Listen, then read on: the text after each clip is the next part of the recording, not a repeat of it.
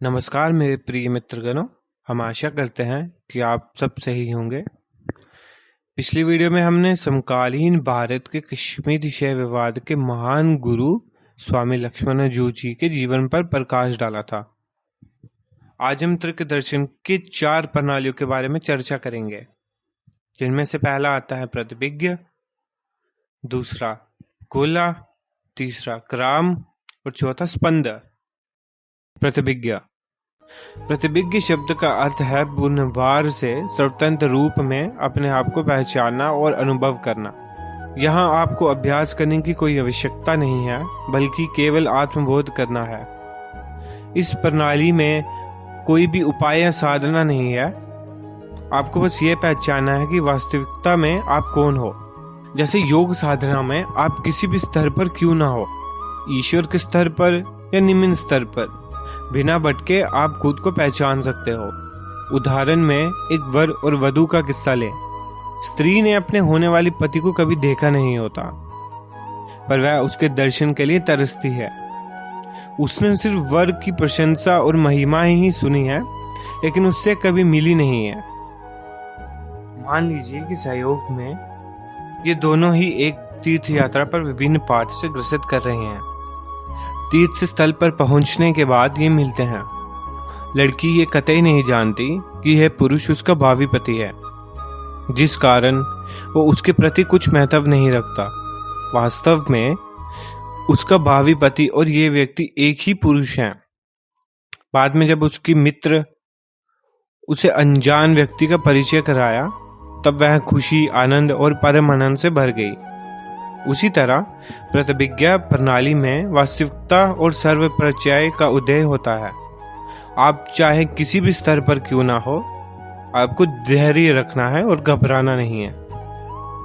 तो ऐसे ही जिस क्षण प्रतिभिज्ञा का उदय होता है, आप तुरंत ही दिव्यता की प्राप्ति कर लेते हो। साथ ही साथ आपको ये भी पता चलता है कि आप पहले से ही दिव्य थे, लेकिन खुद को गलत तरीके से समझने के कारण आपको ये ज्ञान नहीं था। प्रतिभिज्ञा में आपके गुरु ही स्वतंत्र स्वरूप ज्ञान के मार्गदर्शक हैं। ये लक्ष्य तक बिना कोई साधना या उपाय अपनाए बिना ही करना है। इसलिए यह शिक्षा मुख्यतः अनुपाय में स्थित है, जहाँ पे आपको कुछ ना करना, ना ही कुछ जानना, ना ही कोई अभ्यास, ध्यान, चित्त की कोई अध्ययन नहीं है। केवल अपनी गुरु की कृपा से ही आप इसको महसूस कर सकते हो। प्रतिभिज्ञा कलयुग के आरंभ में फूली फली, लेकिन जैसे जैसे समय बीतता गया, ये ज्ञान विलुप्त होने की कगार पर आ गया। महान गुरु सोमानंद से पहले 8वीं शताब्दी तक प्रतिभिज्ञा का ज्ञान अनजान रहा।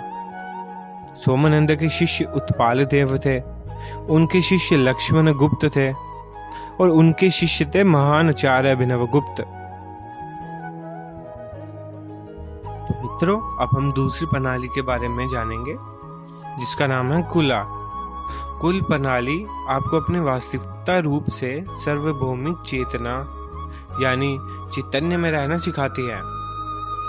आरोही या अवरोही क्रिया, जैसा भी आपका चलन हो, अपने स्वभाव का एहसास और मूल हमेशा होता है। कुल प्रणाली में स्वयं के स्वभाव की प्राप्ति में कोई विलंब नहीं है। इसलिए यह प्रणाली आपको समग्रता में रहना सिखाती है। यहाँ तक कि कुल शब्द का अर्थ ही होता है समग्रता। जब हम कुल प्रणाली का अभ्यास कर रहे होते हैं, तो हमें वहाँ एक कण में ब्रह्मांड का समग्रता का एहसास करना पड़ता है। यह दुनिया में पहले से ही रह रही किसी भी चीज का आप एक कण से ले लीजिए, उसी कण में पूरे ब्रह्मांड की समग्रता और संपूर्णता की अनुभूति आपसे होनी चाहिए। ऊर्जा की समग्रता एक कण में ही पाई जाती है। सब कुछ एक ही धातु में भरा है। अब हम ये जान लेते हैं कि कुल प्रणाली और प्रतिभिज्ञा प्रणाली में क्या अंतर है। इसमें बस छोटा सा ही अंतर है। जैसे प्रतिभिज्ञा आपको एक स्तर पर, एक ही जगह पर आपकी प्रकृति से मेल कराती है और उसी स्तर पर रहना सिखाती है।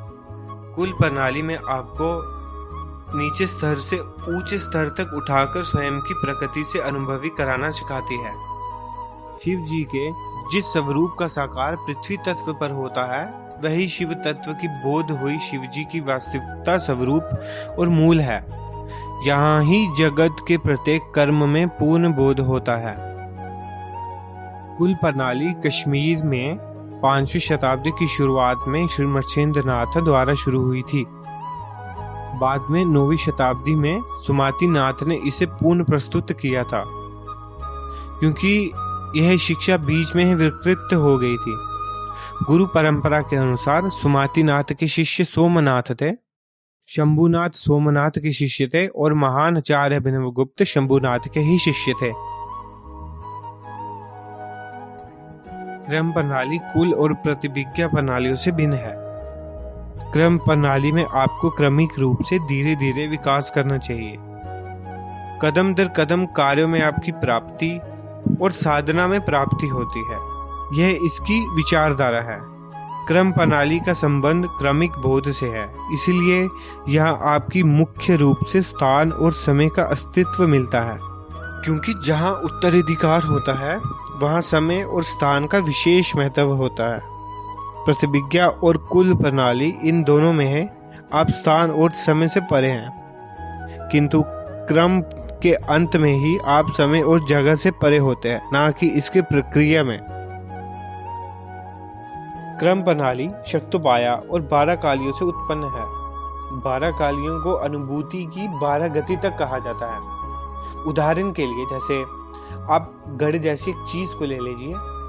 जब आप एक घड़े को देखते हैं तब संवेदना आपके विचार से घड़े के स्थान तक जाती है और बर्तन के स्थान से आपकी चेतना तक वापस आती है। इसी से आपको घड़े का आभास होता है।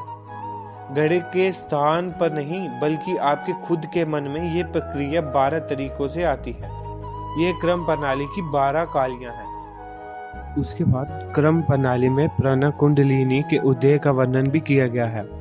प्रण कुंडलिनी में एक चक्र से दूसरे चक्र के स्वरूप में आप एक अवस्था से दूसरी अवस्था में भी उठ सकते हो, जो कि एक क्रमिक प्रणाली है।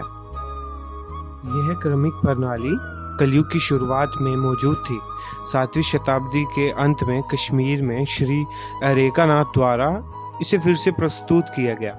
उस समय शिवानंदनाथ नाम से भी उनको जाना जाता था।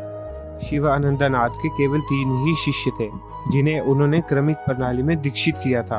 तीनों स्त्रियां ही थी, क्योंकि इस व्यवस्था में शक्ति को मुख्य प्राधान्यता दी गई है। उन तीनों स्त्रियों में से एक का नाम केशारवती था, एक का नाम मदानिका और एक का नाम कल्याणिका। बाद में इन्हीं महिलाओं ने दूसरों को दीक्षा दी। त्रिक दर्शन में चौथी प्रणाली है स्पंद दर्शन। स्पंद शब्द का अर्थ होता है गति। स्पंद विचारधारकों का मानना है कि बिना गति कुछ भी संभव नहीं है। जहाँ गति है वहाँ जीवन है, और जहाँ गति नहीं वो निर्जीवित है। स्पंद विचारधारकों की मान्यता के अनुसार जागरण, स्वप्न, गहरी निद्रा और तुर्य में भी गति है। हालांकि कुछ विचारधारकों के तर्क है कि गहरी नींद में कोई गति नहीं होती, परंतु स्पंद व्यवस्था के दार्शनिकों ने यह अनुभव किया है कि आंदोलन और गति के बिना किसी चीज का अस्तित्व ही नहीं हो सकता। स्पंद प्रणाली की शिक्षा एक महत्वपूर्ण व्यवहारिक प्रणाली में संगठित है। ये सब विज्ञान, भैरव तंत्र, स्वच्छंद तंत्र और तंत्र लोक के 6ठे अध्याय में पाई जाती है। इस व्यवस्था में आपको अनेक तंत्र मिल जाते हैं, जहाँ माता पार्वती भगवान शिव को दीक्षा देती हैं और जहाँ भगवान शिव माता पार्वती को दीक्षा देते हैं और दोनों एक दूसरे के शिष्य बन जाते हैं।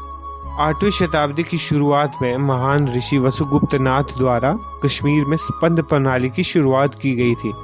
वसुगुप्त नाथ शिव सूत्र और स्पंद कारिका के लेखक थे।